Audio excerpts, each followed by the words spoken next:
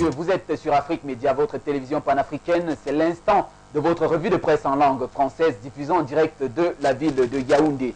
Ouvrons tout d'abord cette édition ce matin avec le quotidien gouvernemental Cameroun Tribune qui est dans les kiosques et qui a choisi de parler de l'économie à travers cette enquête qui a été menée dans le secteur des petites et moyennes entreprises, les PME. Encore des efforts, c'est le titre qui permet à Cameroun Tribune ce matin de souligner que pour ce qui est de leur contribution à la richesse nationale, l'apport des PME reste très faible malgré le fait qu'elles contribuent à 90%, elles constituent 90% voilà, des 96 000 entreprises répertoriées au Cameroun. Est-ce les promoteurs qui ne sont pas suffisamment avisés? Est-ce le système qui coince au niveau des taxes? Qu'est-ce qui fait problème? Les réponses dans ce dossier que Cameroun Tribune développe ce matin de la page 11 à la page 14. 2012, les synergies africaines célèbrent leur 10e anniversaire. L'association panafricaine des premières dames qui a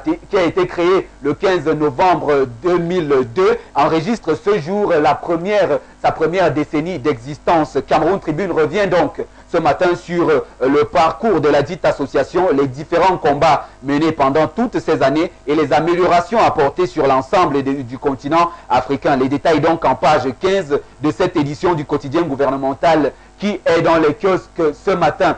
Des sénateurs canadiens au Cameroun, c'est l'annonce que fait également Cameroun Tribune ce matin pour signifier qu'une délégation de sénateurs et de parlementaires venus du Canada a été présente hier à l'Assemblée nationale de Yaoundé. Il aurait été question de partager avec le Cameroun leur expérience sur le fonctionnement bicaméral du Parlement. Le Cameroun s'apprête-t-il à rendre définitivement opérationnel le Sénat? Réponse ou indice de réponse en page 3 de ce numéro. Course pour qui sera le troisième opérateur de téléphonie mobile au Cameroun. Cameroun Tribune revient également ce matin sur les différents postulants de cette place-là. Voilà. Qui sont-ils? Quel peut être le poids de chacune de ces entreprises sur le plan concurrentiel au Cameroun? Le quotidien gouvernemental vous répond en page 9 de cette édition qui est présente dans les kiosques ce matin.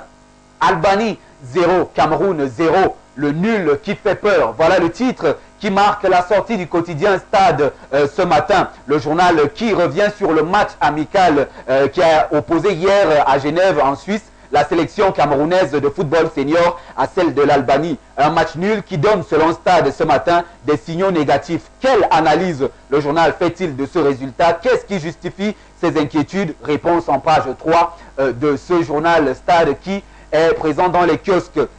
Qui a également fait un tour du côté de TKC de Yaoundé, notamment à travers cette annonce selon laquelle Onambele Zibi serait le seul candidat en lice pour la prochaine Assemblée générale. Le président général sortant qui s'opposera à lui-même le 30 novembre prochain pour la succession à la tête du Tonnerre Kalara Club de Yaoundé. Les enjeux de cette prochaine Assemblée générale et le bilan du parcours du président Onambele Zibi. Voilà l'information que Stade développe ce matin en page 5 de cette édition qui vous est disponible dans les kiosques ce matin.